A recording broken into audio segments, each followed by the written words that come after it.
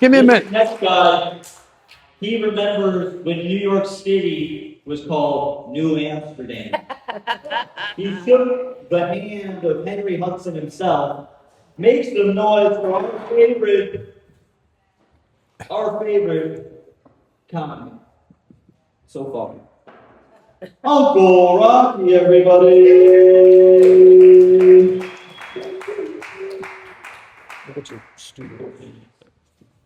Carson makes me older every time I'm here. You didn't fix the microphone stand. Anyway, I'm Rocky. Hi. You guys are here a lot. So, I've been married to Pixie for 41 years. I only do this because it's the only place I could get 5 minutes in without getting interrupted. We're Italian, right? So we talk with our hands a lot, especially Pixie. She's always going a mile a minute, mile a minute. Sometimes she looks like she's landing planes on an aircraft carrier. She broke her wrist last summer, and she developed a speech impediment. It was in a cast, and she was just going, hamna, hamna, hamna, hamna. When we got married, we did very traditional vows.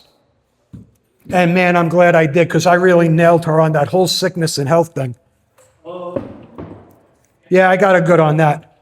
So, my Pixie, she's like a fresh cannoli. She smells great. She tastes amazing.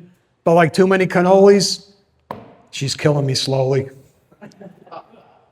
We talk about, at our age now, we talk about who's going first and who's going to be left. And I tell her all the time I'm going first. And she says, yeah, that tracks. But, the interesting thing is we're away with cousins. And we're talking about this very topic.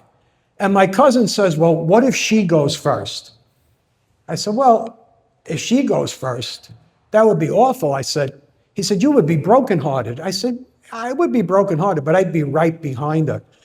She jumps in, Pixie, and she says, he wouldn't be brokenhearted. He would just be pissed off because he can't get out of his goddamn recliner to feed himself. So, are you guys married? The couples? No? Yeah? Okay. Have you ever tried to win an argument with your significant other?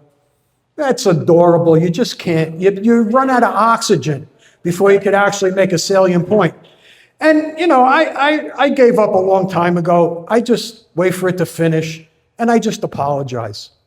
And of course, I apologize because I like living indoors, right? It's, maturing in marriage is accepting the fact that your wife can't remember where she left her glasses, typically on top of her head. But she can remember something I said at Beefsteak Charlie's in 1989 on a Monday night at 8 o'clock. The three most frightening words in any marriage, I was thinking. When we lived in New Jersey, I was thinking of replacing the sliding doors with a French door. Next thing I know, I got a contractor at the house and we're putting an addition on. So $3,000 turned into 50. Now we're talking about going to Italy. I was thinking 2 weeks. We're staying a month. So, I just never went. And speaking of Italy, she'd been shopping like a fiend. We probably get 12, 15 boxes a day from Amazon. She returns more than half of them.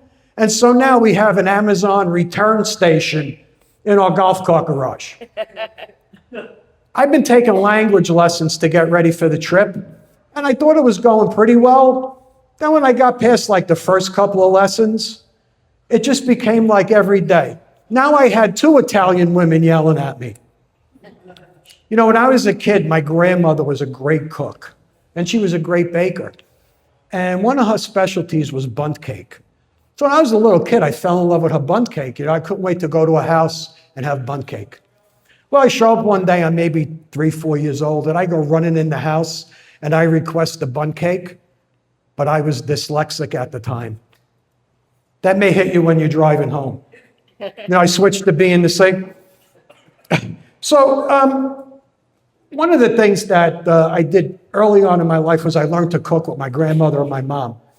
And I became pretty good at it. I make all the holiday meals and always getting people at the house for the holidays. We moved to Cincinnati. It was probably early 1990s. And we're talking to neighbors, and the neighbors said, we'd like to take you out to dinner. And I said, oh, great. They said, there's a great Italian restaurant nearby. I said, oh, terrific. I didn't think there would be any good ones in Cincinnati. I said, where's the restaurant? They said, it's like 10 minutes away. I said, and it's called? They replied, Olive Garden. And my reply was, thank you, but I look at Olive Garden as a culinary hate crime. You know, my wife accuses me of not remembering things she tells me, and you know, my memory is pretty selective. I got limited amount of space in my hard drive, so I only remember what's important to me. I like to call it Italian Alzheimer's. It's where you forget everything but the grudges. You know, I've been around Italian women my whole life, and I can tell you, they talk incessantly, which leads me to believe that they can breathe through their ears, right? I mean, because they talk and they seemingly never stop to breathe. Well, that also blows out of the water that whole excuse of, I ain't sucking that because I can't breathe. All right, that's my time. Thanks for listening. Here's Carson.